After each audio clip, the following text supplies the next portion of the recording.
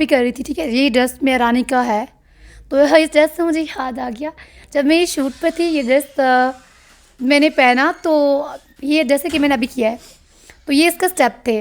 तो जब मैं घर हम पहुँचे, मैं और ईमान, ये ईमान मेरे साथ बैठी हुई हैं, तो वो मेरे पे बहुत शॉक्ड हुए, बहुत चीखे, हानिया तुमने ऐसे कैसे ये ड्रेस पहन लिया, तुमने पिक्चर्स क्यों अपलोड की, वाई?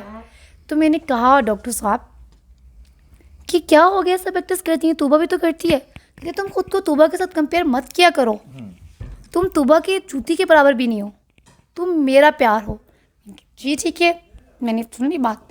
तो उन्हें गुस्सा आया तो वो चले गए।